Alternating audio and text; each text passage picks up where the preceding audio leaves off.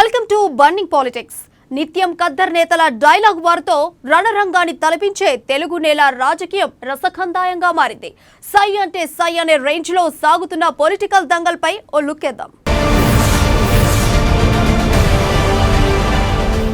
TRS ను BRS గా మార్చిన కేసీఆర్ ఢిల్లీలో బీజేపీని గద్దెదించే తీరాలన్న పట్టుదలతో ఉన్నారు. కలిసి ఉన్నది ఎవరు, కలిసి వచ్చేది ఎవరు అన్న లెక్కలు పక్కన పెడితే కేసీఆర్ స్ట్రాటజీ ఏంటో ఇప్పటికీ చాలా మందికి కన్ఫ్యూజన్ గానే ఉంది.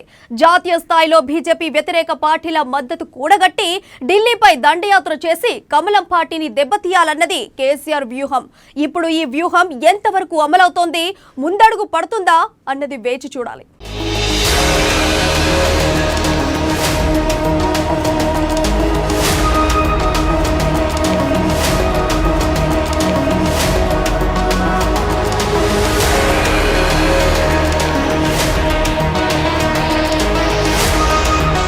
బీఆర్ఎస్ తో హైప్ క్రియేట్ చేసిన కేసీఆర్ దేశంలోని కీలక నేతలతో వరుస సమావేశాలు. బీజేపీ కాంగ్రెసేతర ఫ్రంట్ కి ప్లాన్స్. జాతీయ రాజకీయాల్లో చక్రం తిప్పాలని వ్యూహం. కర్ణాటకలో కాంగ్రెస్ గెలుపుతో మారిన సీన్. హస్తం వైపు ప్రాంతీయ పార్టీల చూపు. కేసీఆర్ ఆశలపై నీళ్లు చల్లేలా అడుగులు. బీజేపీ కాంగ్రెస్ కూటమి ఉండేలా చర్యలు. కేసీఆర్ సైతం ఏదో ఒక కూటమికి దగ్గరవ్వాల్సిందే.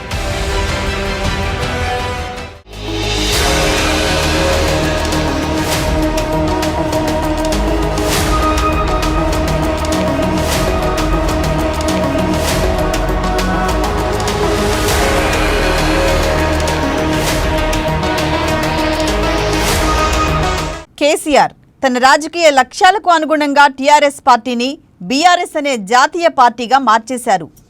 జాతీయ రాజకీయాల్లో చక్రం తిప్పాలనుకున్నారు. ఏకంగా ప్రధాని పీఠంపై కూడా కన్నేశారు. కేంద్రంలో బీజేపీకి వ్యతిరేకంగా ఉండే పార్టీలతో కూటమి కట్టేందుకు సిద్ధమయ్యారు. ఈ క్రమంలో కాంగ్రెస్ పార్టీని పూర్తిగా పక్కన పెట్టేశారు. అందరిలాగే కాంగ్రెస్ పార్టీ పనైపోయిందన్నారు. తనకున్న ఆర్థిక బలంతో ఇతర పార్టీల నేతలను ఆకట్టుకునేందుకు సిద్ధమయ్యారు. महाराष्ट्र में खिचड़ी सरकार से हमको बचा लीजिए है, फिर क्यों वंचित है उससे? पानी के लिए हिंदुस्तान को ना रशिया को भीख मांगना पड़ेगा, ना अमेरिका से किसी से पूछने की जरूरत नहीं है, ना किसी की अनुमति की जरूरत नहीं है, हमारे अधिकार में है. फिर क्यों नहीं मिल रहे पानी? इसका कथा क्या है? सियासत, राजनीति, पॉलिसी, संविधान आसमान में नहीं है, जमीन में है. मैं जमीन की बात कर रहा हूँ. पानी के बिना जिंदगी नहीं है. और सबसे बड़ी बात यह है जिसकी हमें बिल्कुल फिक्र नहीं है, पानी किसी फैक्ट्री में नहीं बनाया जा सकता किसी भी कीमत. इंसान पानी को तैयार कर ही नहीं सकता. पानी भगवान का देन है, प्रकृति का देन है. आपने कभी देखा किसी फैक्ट्री में पानी बना? कहीं छोटी सी बात है, लेकिन ये भी हम कभी सोचा नहीं है, क्योंकि हमको ख्याल ही नहीं है इस बात के बारे में. पूरे दुनिया में पानी कहीं भी कोई फैक्ट्री में नहीं बनता. ये भगवान के फैक्ट्री में प्रकृति के जरिए हमारे पास पहुंच जाता. बहुत ही अमूल्य चीज है, इसको ऐसा संभाल के रखना चाहिए. लेकिन हमारा देश बड़ा अजीब, हमने बाढ़ भी देखा है. कई प्रांत हमारे देश में बाढ़ से प्रभावित है, अतिवृष्टि से, अनावृष्टि से हमने सूखा भी देखा है. फिर भी हमारे पास कोई अपने हालात पे मुतमईन है. ना नेता को चिंता है, ना हमको चिंता है. नेता को चिंता इसलिए नहीं है कि आप बराबर उनको वोट दोगे ना, किसी न किसी को तो दोगे ही, फिर क्या चिंता पड़ी है? उनका तो दुकान चल ही रहा है, एक से नहीं चलेगा तो वही का चलेगा. तो हमारे क्या फिक्र है? अब कितने किसान मरो, कितना किसान आत्महत्या करो, हमको क्या पड़ी है? हम तो बेवकूफ है एक महीने में, बट वोट दिए जा रहे हैं हम लोग एकदम. अब वोट आ गए तो हमारे बीमारी आ जाती है. वोट जैसा आ गया कहीं कहीं किस्म की बीमारियां लग जाती है. जातिवाद का बीमारी, धर्मवाद का बीमारी, हम बढ़ जाते हैं. अरे भाई हमारे भवने साहब है, हमारे साले साहब है, उन्होंने फोन करके बोला भाई मुंबई से मुझे उधर ही देना पड़ेगा. वोट इतनी अमूल्य चीज है जो अपना जीवन का मतलब पूरा नीचे या ऊपर करने वाली चीज है. लेकिन हमारे देश में हम यूं ही दे रहे वोट. किसको दे रहे, क्या दे रहे, क्यों दे रहे, और जिसको भी दे रहे देने का मतलब क्या है, इसको बिल्कुल समझना चाहिए. अगर नहीं समझेंगे तो खत्म मामला यही रहेगा. సీఎం కేజ్రీవాల్, సీఎం నితీష్ కుమార్, తేజస్వి యాదవ్, అఖిలేష్ యాదవ్, కుమారస్వామి వంటి జాతీయ స్థాయి నేతలు కేసీఆర్ కు మద్దతు ప్రకటించారు. ఇంకేం నెమ్మదిగా జాతీయ రాజకీయాల్లో దూసుకుపోవచ్చు అనుకున్నారు. కానీ ఇప్పుడు సీన్ రివర్స్ అయింది.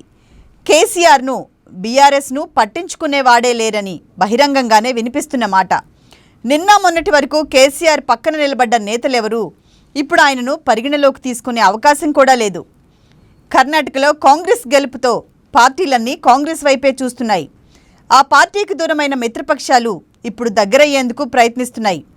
ఈ నేపథ్యంలో కేసీఆర్ జాతీయ రాజకీయాల ఆశలు గల్లంతైనట్లే అని కనిపిస్తోంది.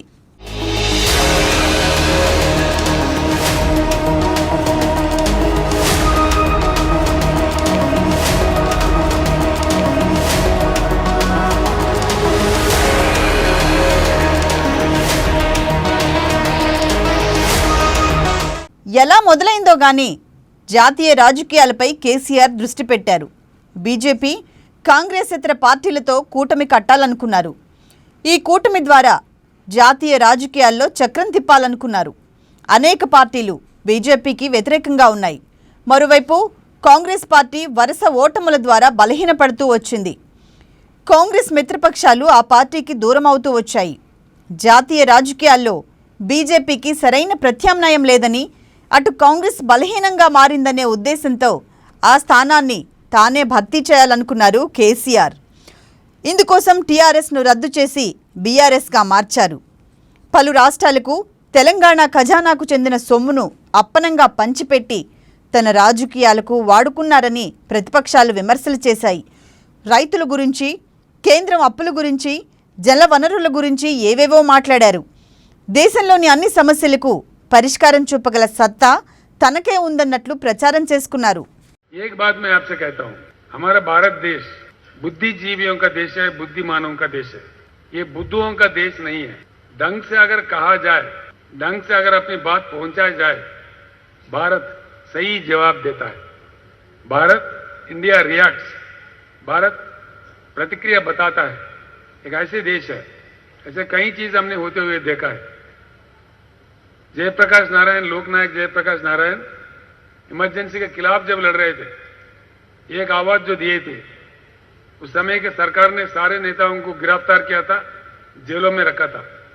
कई लोग जो जिनको मैं जानता था उस समय, मधु दंडावती जी थे, रामविलास पासवान जी थे, जॉर्ज फर्नांडिस जी थे, ऐसे कई जाने माने नेताओं को उस समय का सरकार 18 महीने तक जेल में रखा था.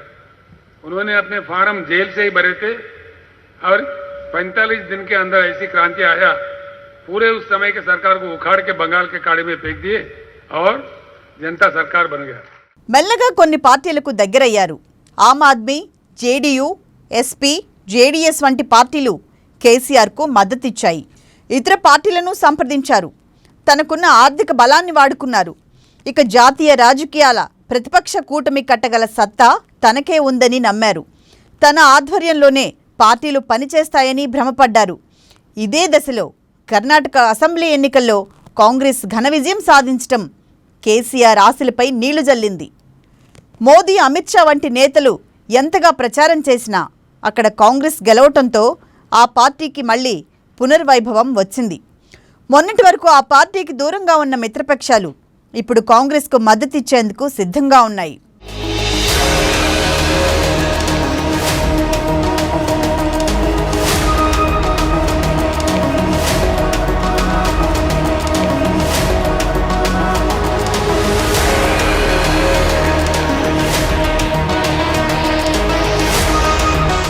కూటముల పేరుతో విడిపోవటం కన్నా కాంగ్రెస్ ఆధ్వర్యంలో కలిసికట్టుగా పనిచేస్తే మోదీని ఓడించవచ్చని మిగతా పార్టీలు భావిస్తున్నాయి. అంటే బీజేపీని ఓడించే సత్తా కాంగ్రెస్కే ఉందని నమ్ముతున్నాయి. కాంగ్రెస్ పార్టీతో కలిసి పనిచేసేందుకు సిద్ధమవుతున్నాయి. ఇక కేసీఆర్తో కూటమి కట్టేందుకు ఏ పార్టీ సిద్ధంగా లేనట్లే కనిపిస్తోంది. ఇప్పుడున్న పరిస్థితుల్లో ఆయనను పట్టించుకునే వాళ్లే లేరు. తాజా రాజకీయ పరిణామాల్ని చూస్తుంటే బీజేపీ కూటమి, కాంగ్రెస్ కూటమి మాత్రమే ఉండబోతున్నట్లు అనిపిస్తోంది. బీఆర్ఎస్ ఆధ్వర్యంలోని కూటమికి ఛాన్సే లేదు. బీఆర్ఎస్ కూడా అటు బీజేపీతో లేదా కాంగ్రెస్తో కలవాల్సిందే.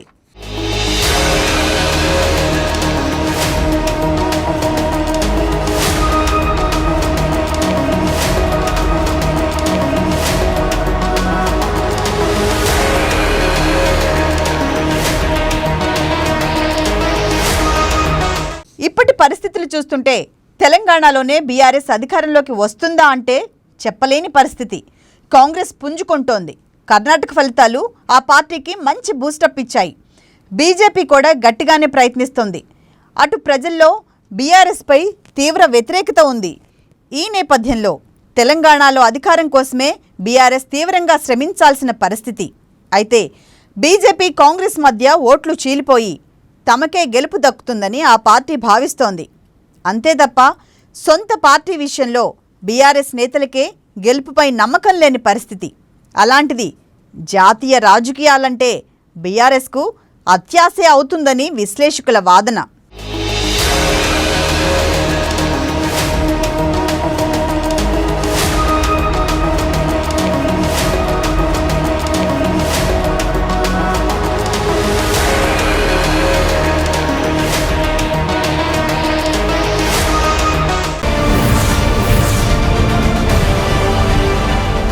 రాజకీయాల్లో శాశ్వత శత్రువులు, శాశ్వత మిత్రులు ఉండరు.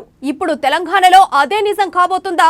కాంగ్రెస్ కి దూరం జరిగిన వైఎస్ కుటుంబం ఇప్పుడు హస్తం పార్టీతో చేయి కలుపుతుందా? సోదరుడిపై కేసులు పెట్టిన కాంగ్రెస్ తో షర్మిల కలిసి పనిచేస్తారా? భవిష్యత్తులో రాజకీయాలు ఎలా ఉండబోతున్నాయి? ఎన్నికలు దగ్గర పడుతున్న వేళ తెలంగాణలో రాజకీయ ముఖ చిత్రం ఎలా ఉండబోతోంది? కన్నడ ట్రబుల్ షూటర్ డీకే తెలంగాణలో చక్రం తిప్పబోతున్నారా? Let's watch the story.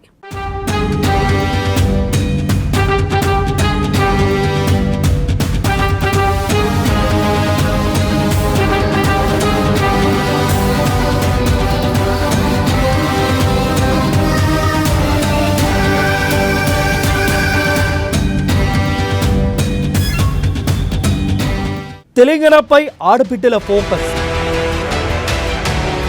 షర్మిలకు బంపర్ ఆఫర్ ఇచ్చిన ప్రియాంక, చెయ్యి అందుకోవాలని కబురు పెట్టిన ప్రియాంక, డీకే మధ్యవర్తిగా రాయబారం. ఏపీ ఫ్యూచర్ని దృష్టిలో పెట్టుకుని పొత్తు మ్యాటర్. పొత్తులపై ఫోన్స్ వస్తున్నాయన్న షర్మిల. కారు సర్కారుపై షర్మిల అలుపెరగని పోరాటం.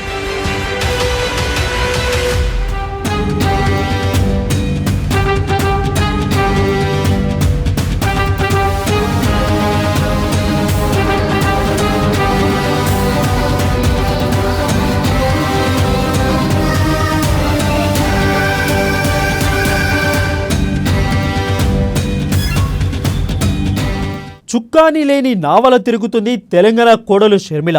ఆంధ్రలో పుట్టిన ఆడకూతురు మెట్టినింటి పాదయాత్ర చేస్తూ కష్టపడుతుంది. అయితే ఆంధ్ర ఆడకూతురు అన్న ట్యాగ్ పోలేదు. అందుకే జనాల్లో ఆదరణ కరువైంది. అప్పుడు ఎప్పుడో సంక్షేమ రాజ్యం తెచ్చిన వైఎస్ఆర్ను తెలంగాణ ప్రజలు మర్చిపోయారు. ఏపీలో మాత్రం ఆయన వారసుడిని సీఎంను చేసిన ప్రజలు విభిన్నమైన ప్రాంతీయవాదంతో విడిపోయి తెలంగాణలో మాత్రం మరో ఆడబిడ్డ షర్మిలను ఆదరించలేదు. అందుకే 4000 కిలోమీటర్లు పాదయాత్ర చేసినా కూడా షర్మిలకు ఆదరణ దక్కలేదు.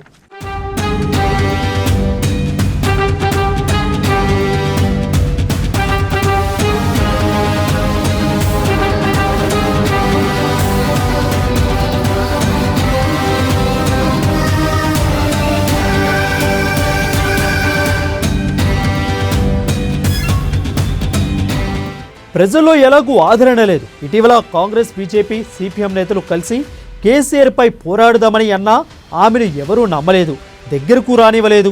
షర్మిల యాటిట్యూడ్ వల్ల ఇదంతా దాపరించిందన్న గుసగుసలు ఉన్నాయి. అయితే సొంతంగా పార్టీ పెట్టి ఎదగలేకపోతున్న షర్మిలకు ఇప్పుడు కాంగ్రెస్ గాలం వేస్తుంది. కాంగ్రెస్ అగ్రనాయకురాలు ప్రియాంక గాంధీ తన తోటి మహిళా నేత అయిన షర్మిలకు ఫోన్ చేసి చర్చలు జరిపారు. దీంతో తెలంగాణ రాజకీయాల్లో మరో సంచలన కలయిక దిశగా అడుగులు పడుతున్నాయి.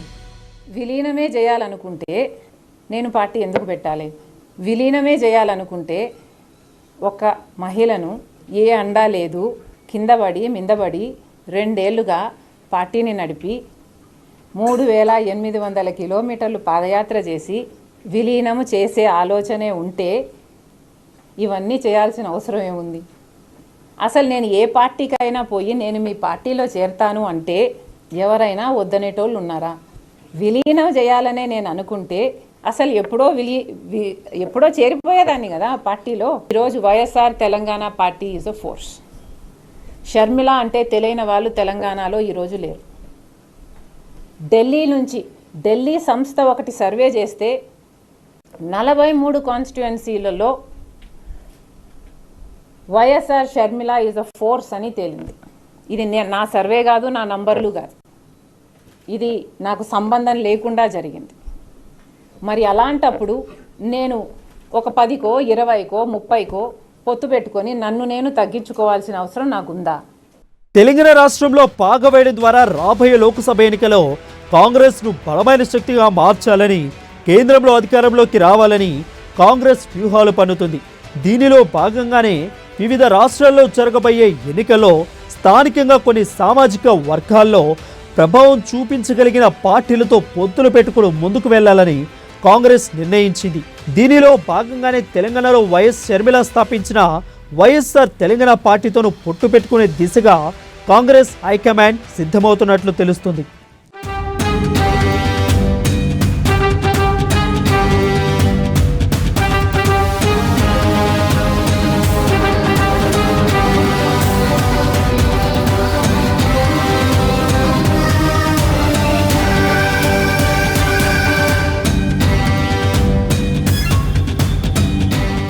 ఈ మేరకు షర్మిలతో కాంగ్రెస్ కీలక నేత ప్రియాంక గాంధీ మంతనాలు చేస్తున్నట్లు తెలుస్తుంది.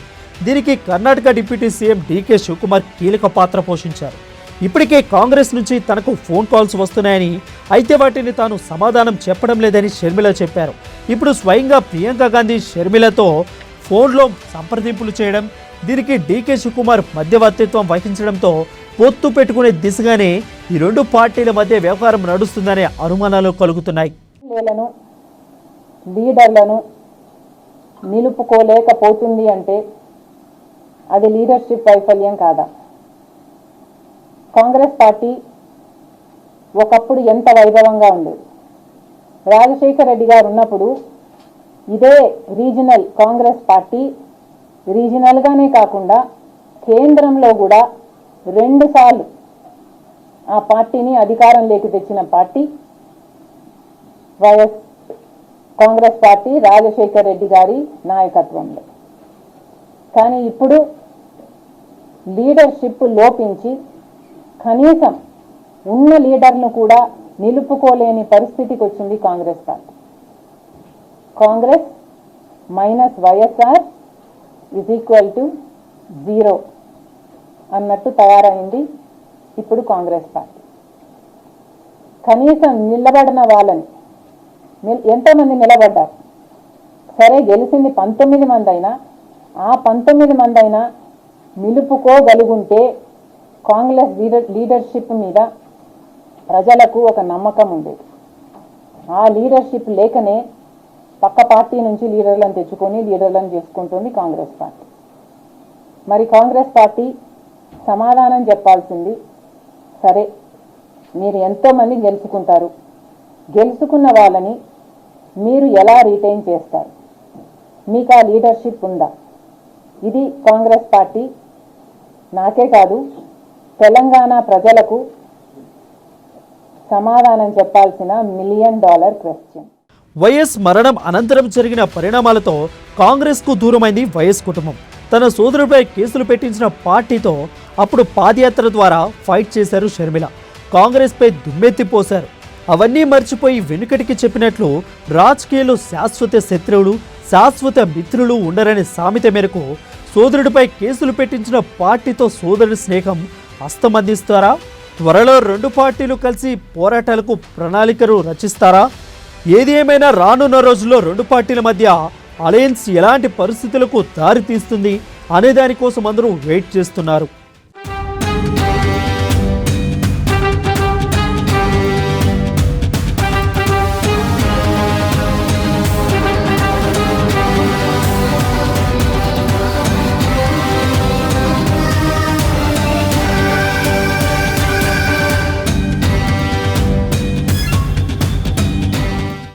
డీకే శివకుమార్తో షర్మిల కుటుంబానికి సన్నిహిత సంబంధాలు ఉండడంతో ఆయన ద్వారానే షర్మిలను ఒప్పించి కాంగ్రెస్తో కలిసి నడిచే విధంగా చేసేందుకు కాంగ్రెస్ ప్రయత్నాలు చేస్తుంది.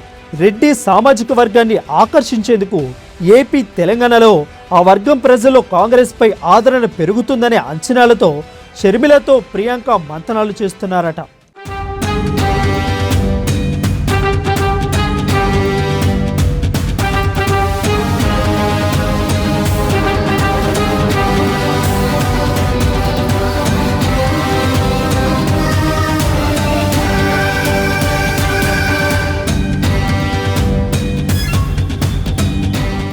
షర్మిల పార్టీతో పొత్తు పెట్టుకోవడం ద్వారా కాంగ్రెస్కు అదనపు బలం చేకూరుతుందని, తెలంగాణలో ముందుగా ఎన్నికలు జరుగుతుండడంతో అక్కడ ప్రభావం చూపిస్తే ఆ తర్వాత షర్మిల ద్వారానే ఏపీలోనూ కాంగ్రెస్కు రెడ్డి సామాజిక వర్గం అండదండలు అంది కాంగ్రెస్ పార్టీ తెలంగాణలో అధికారం దిశగా, ఏపీలో బలోపేతం దిశగా ఆలోచనలు చేస్తున్నట్లు తెలుస్తుంది.